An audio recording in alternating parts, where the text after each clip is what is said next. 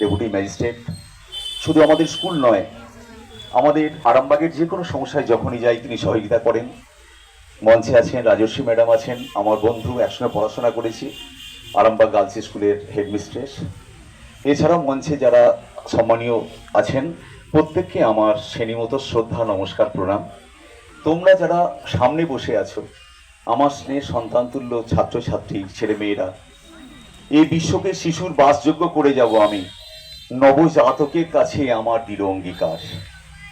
একদিন কবিগুরুর কণ্ঠে ধ্বনিত হয়েছিল, দাও ফিরে সে অরণ্য, লওয়ে নগর। ইটকাট পাথরের সভ্যতা কখন আমাদের মনের ভ্রান্তিতে আমাদের সবুজকে শেষ করে দিয়েছে আমরা বুঝতে পারিনি। তাই তোমরা দেখতে পাচ্ছ, হঠাৎ করে দুপুরের স্কুল থেকে আমরা সকালে চলে এসেছি। আস্তে আস্তে যেভাবে বিশ্ব উষ্ণায়ন হচ্ছে, আমরা কোথায় অবস্থান করব এবং কোথায় দাঁড়াবো, এ এক বড় জিজ্ঞাসা চিহ্ন। সেই বড় জিজ্ঞাসা চিহ্নকে যাতে আর জিজ্ঞাসার আকারে না থাকে, উত্তরের আকারে থাকে, সেই জন্য সম্মানীয় মহকুমা শাসক এবং আরামবাগ পৌরসভার উদ্যোগে আজকে বৃক্ষরোপণ উৎসব হচ্ছে। আমার স্কুলের একজন মাস্টারমশাই ভবানী প্রসাদ দাস, ওকে আমরা বলি গাছ বাবা। কেন জানো? সারা ভারতবর্ষের প্রত্যেকটা রাজ্যে পথে পান্থরে, মাঠে ঘাটে, পর্বতে গাছ বসিয়ে বেড়াচ্ছে। শিক্ষকতার অবসরটুকু পেয়েই, যখনই শিক্ষকতার সময়ের অবসরটুকু পায়, তিনি গাছ বসিয়ে যাচ্ছেন, গাছকে পরিচর্যা করছেন এক মহান দায়িত্ব নিয়ে। তোমরা যারা সামনে বসে আছো, তোমাদের উপরে আজকে মহকুমা শাসক এবং আরামবাগ পৌরসভা বিরাট দায়িত্ব অর্পণ করেছেন।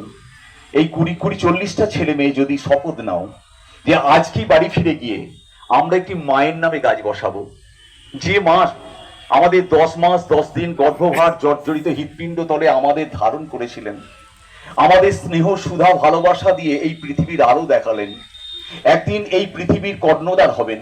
এই যে যারা আমাদের বিশ্বের থেকে যারা এখানে আছেন, আমাদের যারা জনপ্রতিনিধি, আমাদের সম্মানীয় এমএলএ সাহেব, আমাদের হেমন্ত বাগ, এই রত্নপ্রসবিনী মা একদিন তাদেরকে মানুষ করেছিল, তাই তারা আজকে প্রতিনিধি হয়ে মানুষের কাজ করছে।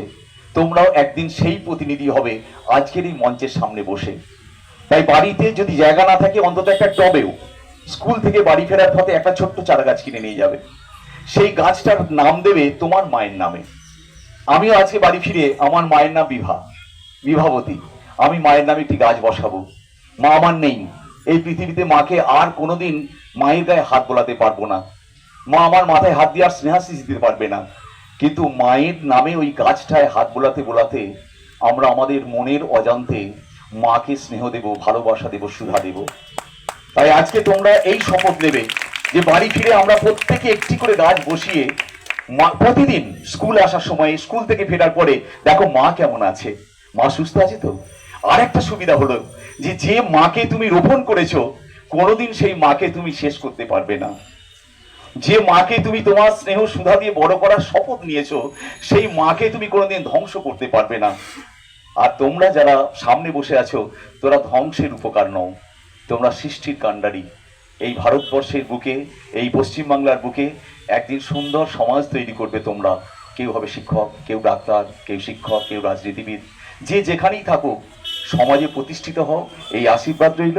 আর কৃতজ্ঞতা স্বীকার করছি আবারও সম্মানীয় রবি কুমার সহ প্রত্যেক ডেপুটি ম্যাজিস্ট্রেট এবং তাদের প্রত্যেক আধিকারিককে এবং আরামবাগ পৌরসভাকে, আমাদের স্নেহের ছেলে মেয়েদের আজকে এই একটা মহান কর্তব্যে অংশগ্রহণ করার সুযোগ করে দেওয়ার জন্য।